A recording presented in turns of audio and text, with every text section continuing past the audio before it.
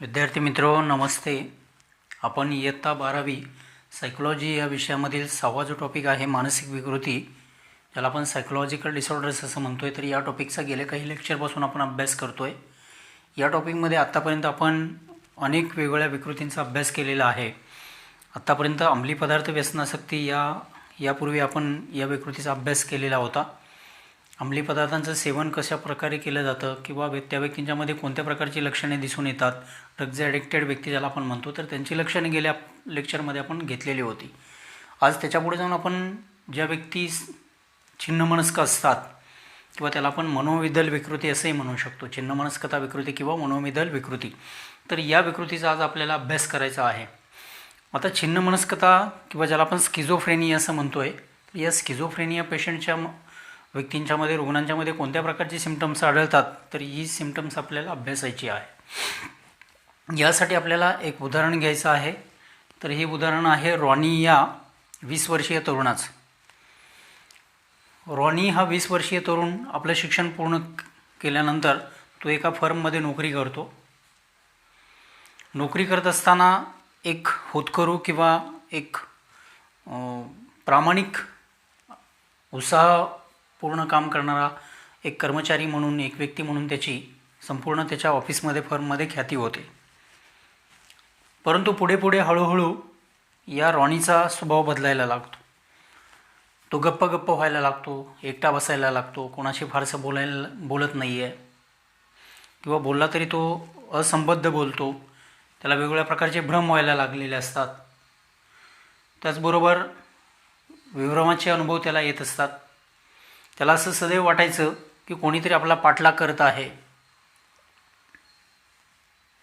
कोणीतरी आपल्यावरती पाळत ठेवत आहे, अशा प्रकारचे विभ्रम त्याला व्हायचे.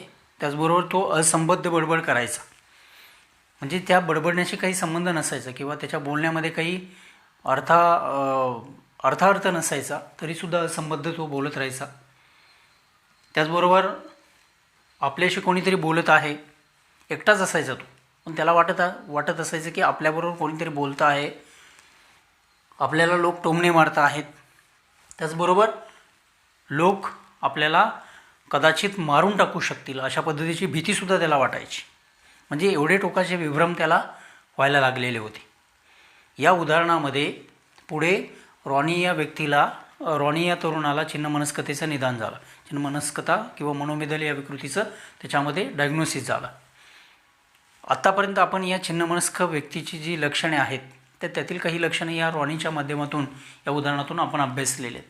आता आपण सविस्तर या विकृतीबद्दल आपण जाणून घेणार आहोत.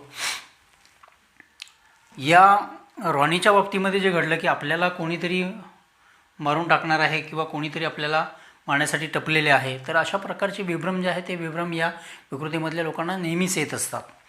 आता या विकृती संदर्भात आपण जाणून घेणार आहोत की 1911मध्ये युजेन ब्लूनर या स्विस मनोचिकित्सकाने किंवा ज्याला आपण सायकोलॉजिस्ट असं म्हणतो आहे, सायकेट्रिस्ट असं म्हणतो आहे, तर या स्विस सायकेट्रिस्टने युजेन ब्लूनर याने ही संकल्पना स्किझोफ्रेनिया हा शब्द सर्वात प्रथम वापरलेली, ही टर्म सर्वात पहिल्यांदा त्यांनी वापरलेली आहे.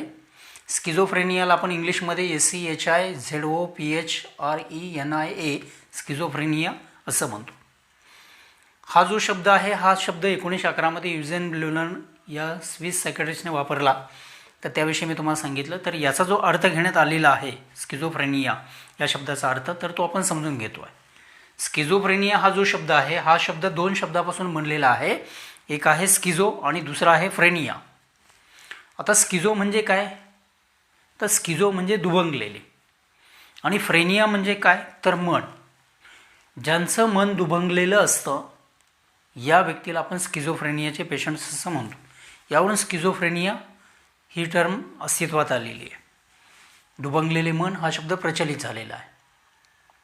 या विकृतीबद्दल जर आपल्याला सांगायचं असेल तर ही विकृती लहान मुलांच्यामध्ये आपल्याला आढळत नाही आहे, पण तरुणांच्यामध्ये मात्र या विकृतीचं प्रमाण अधिक असलेलं आपल्याला पाहायला मिळतं.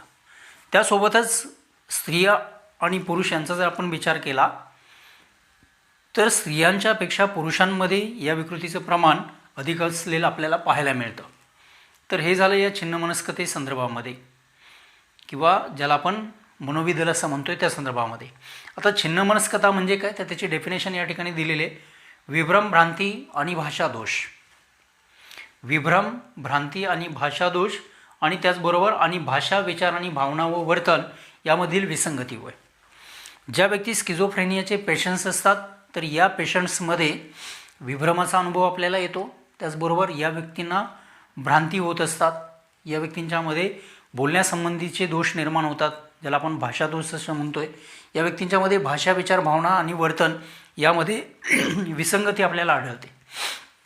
बोलणं आणि कृतीमध्ये ताळमेळ असत नाही आहे, अशा विसंगत वर्तनाच्या या व्यक्ती असतात, ज्याला आपण मनोविदल विकृतीच्या व्यक्ती असं म्हणू शकतो. आता या मनोविदल किंवा स्किझोफ्रेनियाचे जे पेशंट्स आहेत तर त्यांच्यामध्ये कोणकोणती लक्षणं आपल्याला आढळतात या विकृती संबंधीची, तर ती आपल्याला जाणून घ्यायची आहेत. DSM-5 नुसार जी लक्षणे या व्यक्तींच्यामध्ये आपल्याला आढळतात ती लक्षणे आपण या ठिकाणी पाहणार आहोत. यामध्ये पहिलं जे लक्षण आहे ते आहे, ॲक्च्युली या लक्षणांचे 2 प्रकार आहेत. पहिला प्रकार आहे छिन्नमनस्कतेची धनात्मक लक्षणे आणि दुसरा प्रकार आहे छिन्नमनस्कतेची ऋणात्मक लक्षणे. आपण सुरुवातीला या छिन्नमनस्कतेची जी धनात्मक लक्षणे आहेत या धनात्मक लक्षणांबद्दल आपण सुरुवातीला जाणून घेणार आहोत. यामध्ये पहिलं लक्षण आहे विभ्रम. विभ्रम म्हणजे काय, तर प्रत्यक्ष विभ्रमामध्ये वस्तू, घटना, प्रसंग उपस्थित नसते, पण व्यक्तीला त्याची जाणीव होत असते, त्याचं संवेदन होत असतं, याला आपण विभ्रम असं म्हणतो. इथे सुद्धा या ज्या स्किझोफ्रेनियाच्या पेशंट्स आहेत या पेशंट्सला विभ्रमाचा अनुभव सातत्याने येत असतो. एखादी गोष्ट प्रत्यक्षात उपस्थित नसताना त्यांना ती उपस्थित आहे असं वाटतं, हजर आहे असं वाटतं, त्याला विभ्रम असं म्हटलं जातं. उदाहरणार्थ दिलेलं आहे, शांत वातावरणामध्ये कोणीतरी बोलत आहे. ॲक्च्युली तिथं कोणी बोलत नसतं, वातावरण शांत असतं पण तिथं कोणीही बोलत नाही, फक्त त्यांना या पद्धतीचे विभ्रम होत असतात. त्याचबरोबर या व्यक्तींना श्रवणासंबंधीचे भ्रम होत असतात, ऐकण्यासंबंधीचे भ्रम होत असतात. एखादा व्यक्ती बोलत नसला तरी त्यांना बोलत आहे असं वाटतं. गंध, स्मेल संदर्भात त्यांना भ्रम होत असतात.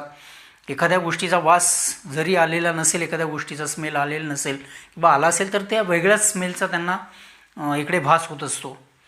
गंध आणि स्पर्श, अशा पद्धती स्पर्शासंबंधीचे सुद्धा त्यांना इकडे भ्रम होत असलेले आपल्याला पाहायला मिळतात. कोणी स्पर्श केला नाही तर कोणीतरी आपल्याला स्पर्श करतं आहे अशा पद्धतीची जाणीव त्यांना होईल. म्हणजेच काय, शरीरांतर्गत संवेदना या व्यक्तीस होताना आपल्याला पाहायला मिळते.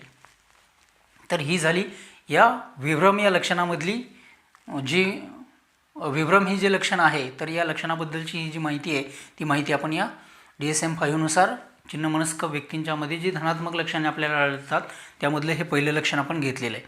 त्यानंतर दुसरं लक्षण आहे भ्रांती.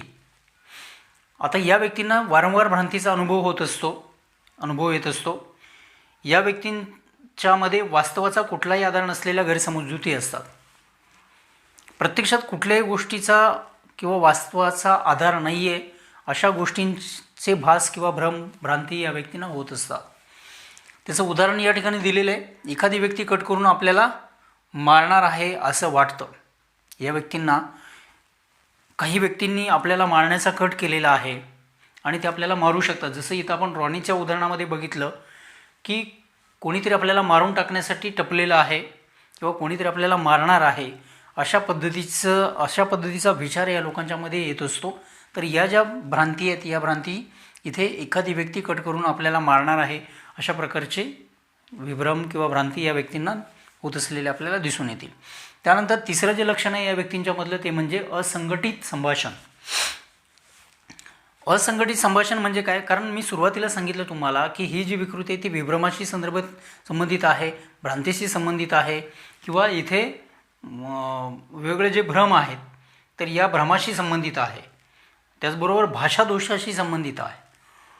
या ज्या व्यक्ती आहेत या व्यक्तींच्यामध्ये असंघटित संभाषण असतं. इतरांशी बोलताना या व्यक्ती चुकीचे शब्द वापरतात किंवा तुटकपणे बोलतात, असंबंधित बोलतात.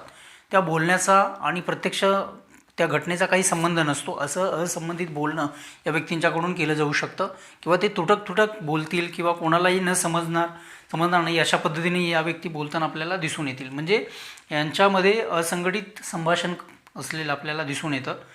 इतरांशी बोलताना चुकीचे शब्द वापरतील, मध्येच इतर मुद्द्याकडे जातील किंवा निरर्थक शब्दांचा वापर करतील. बोलत असताना असंबंधित बोलणार आहेत मुद्दे सोडून दुसरंच काहीतरी बोलणार आहेत किंवा काही काही वेळा निरर्थक बोलण्याचा सुद्धा शब्दांचा सुद्धा त्यांच्याकडून वापर केला जातो की ज्या शब्दांना काही अर्थ नाही आहे किंवा त्याचा अर्थच लोकांना उलगडा होणार नाही अशा पद्धतीचं बोलणं त्यांच्याकडून घडू शकतं. हे झालं असंघटित संभाषण. त्यानंतर चौथं जे लक्षण आहे ते आहे विचित्र वर्तन.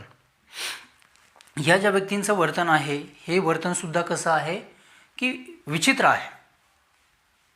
सामान्य व्यक्तींच्यामध्ये हे वर्तन आपल्याला पाहायला मिळणार नाही. अशा पद्धतीचं वर्तन या व्यक्तींच्यामध्ये आपल्याला आढळेल. तर त्यामुळे याला विचित्र वर्तन असं म्हटलेलं आहे. या व्यक्ती तासनतास एका जागेवर उभे राहिल्या म्हणजे तासनतास एकाच जागेवर उभ्या राहतील, एकाच पोजमध्ये उभ्या राहतील. अशा पद्धतीने उभ्या राहिल्या तर तासनतास त्याच पोजमध्ये उभ्या राहतील, जागच्या हलणार सुद्धा नाही आहेत. मांडी घालून बसले तर तासनतास मांडी घालून बसतील, उभे राहिले तर तासनतास एका स्थितीमध्ये ते उभे राहू शकतात. तर अशा पद्धतीनं उभं राहण्याशी संबंधित ही विकृती आहे. विनाकारण किंचाळणे, ओरडणे, मध्येच काहीतरी किंचाळायचं, ओरडायचं, काही संबंध नाही आहे ओरडण्याचा, तरीसुद्धा या व्यक्ती मध्येच ओरडताना किंचाळताना आपल्याला दिसतील. त्याचबरोबर इकडे तिकडे धावताना दिसतील, कारण नसताना धावतील, काही धावण्याचं कारण नाही आहे, मध्येच किंचाळतील, ओरडतील, त्याचबरोबर इकडे तिकडे धावाधाव करण्याचा प्रयत्न करतील, इतरांवर हल्ला करतील, त्यांचा चावा घेतील. तर ही सुद्धा लक्षणे या व्यक्तींच्यामध्ये विचित्र वर्तनामध्ये आपल्याला दिसून येतील. त्याचबरोबर सार्वजनिक ठिकाणी स्वतःची कपडेसुद्धा काढतील, स्वतःचे कपडेसुद्धा हे लोक उतरवतील. त्यांना कुठल्याही गोष्टीचं भान असत नाही आहे, आपण काय करतो आहे, कोणत्या प्लेसवरती आहोत, सामाजिक वर्तन कसं असायला पाहिजे, या कोणत्याही गोष्टीचं भान या व्यक्तींच्याकडे असत नाही आहे. आणि अशा पद्धतीचं विचित्र वर्तन या व्यक्तींच्याकडून केलं जाऊ शकतं. त्याच्यानंतर पुढचं जे लक्षण आहे ते आहे विसंगत भावनेचं. या स्किझोफ्रेनियाच्या पेशंट्समध्ये विसंगत भावना आपल्याला आढळतील. या व्यक्तींच्यामध्ये भावनिक बिघाड झालेला असतो. भावना आणि परिस्थिती यामध्ये कुठेही ताळमेळ नसतो किंवा भावनेचा आणि भावना या परिस्थितीची कुठेही जुळताना आपल्याला दिसून येत नाही. त्याचबरोबर या व्यक्ती आनंदाच्या काही वेळा आनंदाच्या क्षणी ओरडतात, किंचाळतात. प्रसंग आनंदाचा असतो, पण अशा प्रसंगामध्ये हे लोक किंचाळतात, ओरडतात. तर याच्या उलट काही वेळा असं होतं की इकडे दुःखाच्या प्रसंगी या व्यक्ती मोठमोठ्याने हसतात. एखादी दुःखद घटना घडलेली आहे, एखादी अप्रिय घटना घडलेली आहे, अशा घटनेमध्ये या व्यक्ती मोठमोठ्याने हसताना आपल्याला दिसून येतात. म्हणजे अशा पद्धतीचं जे विसंगत वर्तन आहे, विसंगत भावना ज्या आहेत आनंद आणि दुःखाविषयीच्या, तर या भावना त्यांच्यामध्ये आपल्याला पाहायला मिळतात. सामान्य व्यक्तीमध्ये प्रसंगानुरूप भावना त्यांच्यामध्ये निर्माण होत असतात. व्यक्ती जेव्हा आनंदी होतो, उत्साही होतो, तेव्हा त्याच्याकडून हसणं ही प्रतिक्रिया घडते. आणि जेव्हा व्यक्ती दुःखात असतात त्यावेळी त्यांच्याकडून दुःखामध्ये रडण्याची प्रतिक्रिया देईल. पण इथं या स्किझोफ्रेनियाच्या पेशंटच्या बाबतीमध्ये आपल्याला उलट वर्तन विसंगती त्यांच्यामध्ये भावनेच्या संदर्भात आपल्याला पाहायला मिळते. या व्यक्ती दुःखामध्ये असताना खूप मोठ्याने हसतील आणि जेव्हा त्या सुखामध्ये असतील, आनंदात असतील किंवा आनंदाची घटना घडलेली असेल त्यावेळी ते ओरडतील, किंचाळतील. तर अशा पद्धतीचं जे वर्तन आहे हे वर्तन आपल्याला या व्यक्तींच्यामध्ये पाहायला मिळतं. तर विद्यार्थी मित्रो, आज आपण चिन्हमनस्कता किंवा मनोविदल या विकृतीबद्दल आणि त्याच्या लक्षणाबद्दल आपण या ठिकाणी माहिती प्राप्त केलेली आहे. याच्या पुढच्या घटकामध्ये आपल्याला ही जी लक्षणे आहेत, ही लक्षणं ऋणात्मक लक्षणं कोणती आहेत स्किझोफ्रेनियाच्या पेशंट्समध्ये, तर ती आपल्याला या पुढच्या लेक्चरमध्ये पाहायची आहेत. तोपर्यंत आपण थांबतोय. धन्यवाद.